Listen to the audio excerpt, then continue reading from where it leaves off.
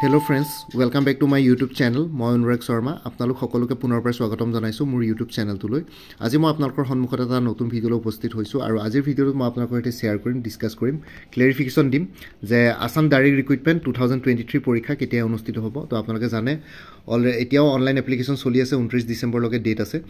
12,600 grade 3 grade 4 post ওলাইছিলে। তো কেতিয়া এডিআৰই 2023 পৰীক্ষা অনুষ্ঠিত হ'ব, ঠিক আছে। তো এইটো লৈ পেলাই বহুতবিলাকে বেলেগ স্পেকুলেশ্যন কৰি আছে। তো ময়ো আপোনালোকক কৈছোঁ যে ফেব্ৰুৱাৰী মাহত হ'ব, কিন্তু কথাটো হ'ল যে আমি যদি ফেব্ৰুৱাৰী মাহত অন্য পৰীক্ষাবিলাক চাওঁ তেতিয়াহ'লে এইচএছএলচি পৰীক্ষা 16 ফেব্ৰুৱাৰীৰ পৰা 4 মাৰ্চলৈকে এইচএছএলচি পৰীক্ষাই আছে, ঠিক আছে। তো ফেব্ৰুৱাৰীৰ মানে 2 সপ্তাহ আৰু মাৰ্চৰ প্ৰথম সপ্তাহটো সেই তাতে যাবগৈ। আকৌ হাই ছেকেণ্ডেৰী পৰীক্ষাও ফেব্ৰুৱাৰী 12 তাৰিখৰ পৰা আৰম্ভ হৈ পেলাই 13 মাৰ্চলৈকে আছে। তেনেকৈ দুটা পৰীক্ষা মানে 2 মাহ তেনেকৈ 2টা পৰীক্ষা আছে। আৰু লগতে এডিআৰই যদি অনুষ্ঠিত কৰে আৰু লগতে জেনেৰেল ইলেকশ্যন আছে এপ্ৰিল আৰু মে'ৰ ভিতৰত হ'ব 2023 বৰ্ষত। তো এইকেইটা যদি টাইমলাইন চাওঁ তেনেহ'লে ধৰক ফেব্ৰুৱাৰী, মাৰ্চ, এপ্ৰিল, মে', ঠিক আছে। এই 4 মাহটো ব্যস্তই হৈ থাকিব, গোটেইখিনি বস্তু বিজি হৈ থাকিব। তো পৰীক্ষা এতিয়া এডিআৰই তাৰ মাজতে পাতিব পাৰে নে নোৱাৰে সেইটো লৈ কথা আছে। আৰু এতিয়া যিহেতু 29 তাৰিখলৈকে, ডিচেম্বৰ 29 তাৰিখলৈকে অনলাইন এপ্লিকেশ্যন আছে। এতিয়া মোৰ মতে যদি ফেব্ৰুৱাৰীৰ যদি 10 তাৰিখৰ পিছত যদি মেট্ৰিক হাই ছেকেণ্ডেৰী পৰীক্ষা আছে তেনেহ'লে ফেব্ৰুৱাৰী ফাৰ্ষ্ট উইকত মে বি চান্সেছ থাকিব পাৰে, ক'ব নোৱাৰি, ঠিক আছে। তো এতিয়া মই এইটো ক'ব নোৱাৰোঁ যে ইমান লৰালৰিকৈ পাতিব পাৰিব, কাৰণ বেলেগবিলাক প্ৰিপেৰেশ্যনো থাকে, কাৰণ এইচএছএলচি আৰু হাই ছেকেণ্ডেৰী পৰীক্ষাবিলাকৰ ক্ষেত্ৰত। তো সেইটো কাৰণে মে বি ফেব্ৰুৱাৰী এতিয়া ফাৰ্ষ্ট উইকত যদি অনুষ্ঠিত কৰিব পাৰে তেতিয়া কৰিব পাৰে, কাৰণ এডিআৰই পৰীক্ষাও এদিনতে নহয়, 3-4 দিন একেৰাহে কণ্টিনিউ হ'ব লাগিব। তাৰপিছতে কাৰণ কেইবাখনো পেপাৰ থাকে, এদিনত 2খন পেপাৰকৈ হ'লেও টোটেল 5খনমান পেপাৰ থাকিব। তো 3-4 দিনৰ পৰীক্ষা দৰকাৰ পৰে। আৰু ড্ৰাইভাৰৰ পৰীক্ষাটো যোৱাবাৰ অলপ দেৰিকৈ হৈছিলে, তো এইবাৰ কি কৰে নাজানো। তো কথাটো হ'ল যে ফেব্ৰুৱাৰী ফাৰ্ষ্ট উইকত চান্সেছ থাকিব পাৰে, নহ'লে কিন্তু অলপ লেট হ'ব পাৰে। আকৌ পিছত মডেল কোড অফ কণ্ডাক্টো লাগি যাব পাৰে। মডেল কোড অফ কণ্ডাক্ট লাগিলে মানে আকৌ ইলেকশ্যনৰ আগত মে বি পৰীক্ষা অনুষ্ঠিত কৰিবলৈ নিদিবও পাৰে। তো সেইটো কাৰণে যদি তেনেকুৱা হয় তেতিয়াহ'লে গৈ পেলাই একদম পূৰা জুন পাবগৈ। আৰু যদি তাতকৈ আগতে হৈ যায় তেতিয়াহ'লে ফেব্ৰুৱাৰী ফাৰ্ষ্ট উইকত এক্সপেক্ট কৰিব পাৰে, নহ'লে আৰু বেলেগটো মাজতে টাইমটো মই দেখা নাই।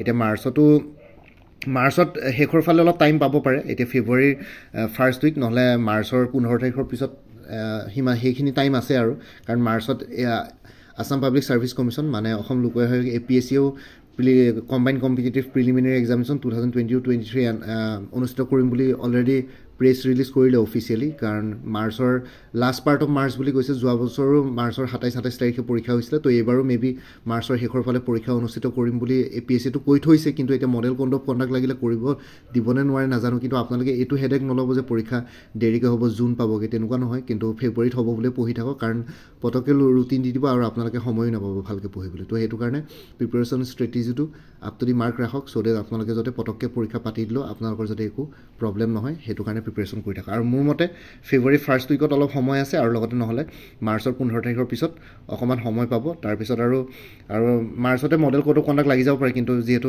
মেট্ৰিকৰ পৰীক্ষা পাতিব পাৰিছে, হাই ছেকেণ্ডেৰী পাতিব পাৰিছে, এডিআৰও পাতিব পাৰিব পাৰে। তো ফেব্ৰুৱাৰী ফাৰ্ষ্ট উইকত নহ'লে আৰু মাৰ্চৰ 15 তাৰিখৰ পৰা মাৰ্চৰ সেই 31 তাৰিখলৈকে সেইখিনি সময়ছোৱাত পাতিব পাৰে, কাৰণ APSC পৰীক্ষা পাতিম বুলি কৈছে। তো সেইটোৱে কথা, মই এইখিনি ক্লেৰিফিকেশ্যন দিবৰ কাৰণে ভিডিঅ'টো বনালোঁ। বাকী আছাম ডাইৰেক্ট ৰিক্ৰুটমেণ্ট 2023 এটা ফুল কোৰ্ছ এভেইলেবল আছে। সেই কোৰ্ছটোৰ ডিটেইলছটো এই ভিডিঅ'টোৰ ডেছক্ৰিপশ্যনত মই আপোনালোকক প্ৰভাইড কৰিম। আপোনালোকে সেই কোৰ্ছটো ক্ৰয় কৰিব পাৰিব। তাতে এটা হোৱাটছএপ নাম্বাৰ দি দিম, আপোনালোকে সেই হোৱাটছএপ নাম্বাৰটোত মোক মেছেজ কৰি পেলাই ক'লেই হ'ল যে এডিআৰই কোৰ্ছটোত ইণ্টাৰেষ্টেড বুলি। মই আপোনালোকৰ পে'মেণ্টৰ লিংকসমূহ গোটেইখিনি দি দিম। আৰু টোটেল 69টা PDFত 12,000কৈ বেছি মাল্টিপল চইচ কুৱেশ্যনছ পাব। গোটেইখিনি অফিচিয়েল চিলেবাছ কভাৰ কৰিছোঁ, আৰু লগতে মেইল ID এটাও দি দিম। আৰু সেই হোৱাটছএপ নাম্বাৰটোত আপোনালোকে যোনটো হোৱাটছএপ নাম্বাৰ দিম সেইটোত আপোনালোকে মেছেজে কৰিব, কল নকৰিব। কল কৰিলে মানে মই পিক কৰিব নোৱাৰিম, ঠিক আছে। মই বেছিকলি ব্যস্ত থাকোঁ, অফিচত থাকোঁ, কিবাকিবি কৰি থাকোঁ। তো সেইটো কাৰণে আপোনালোকে কল নকৰি পেলাই হোৱাটছএপতে মেছেজ দিব, মই মেছেজত নিশ্চয় ৰিপ্লাই দিম। আৰু লগতে আপোনালোকৰ পে'মেণ্টৰ লিংকসমূহ দি দিম, আপোনালোকে তাতে কোৰ্ছটো ল'ব পাৰে। টোটেল 69টা PDFত 12,000কৈ বেছি মাল্টিপল চইচ কুৱেশ্যনছ কভাৰ কৰিছোঁ। গোটেইখিনি মেথছ, ৰিজনিং, এপ্টিটিউড, ইংলিছ, তাৰপিছত history, geography, polity, economy, Assam, current affairs, গোটেইখিনি বস্তু কভাৰ কৰিছে। যিমানখিনি অফিচিয়েল চিলেবাছত থাকিব লাগে আছাম ডাইৰেক্ট ৰিক্ৰুটমেণ্টৰ গোটেই ফুল কোৰ্ছ এটা কভাৰ হৈছে তাতে। তো বাকী ইমানে আছিলে, এইখিনি জনাবৰ কাৰণে ভিডিঅ'টো বনালোঁ। বাকী আছাম ডাইৰেক্ট ৰিক্ৰুটমেণ্ট 2023 বুলি এটা প্লেলিষ্ট ক্ৰিয়েট কৰি থোৱা আছে। সেই প্লেলিষ্টত এই পৰীক্ষাটোৰ লগত জড়িত সকলো ধৰণৰ ভিডিঅ'ছ পাই যাব। লগতে এই ভিডিঅ'টোৰ ডেছক্ৰিপশ্যন আৰু কমেণ্ট ছেকশ্যনটো চেক কৰক, যাতে সেই কোৰ্ছৰ ডিটেইলছটো পাই যায় আৰু মোৰ লগত যোগাযোগ কৰিব পাৰে, তাতে হোৱাটছএপ নাম্বাৰ দিয়া আছে। বাকী ইমানে আছিলে, এইখিনি জনাবৰ কাৰণে ভিডিঅ'টো বনালোঁ।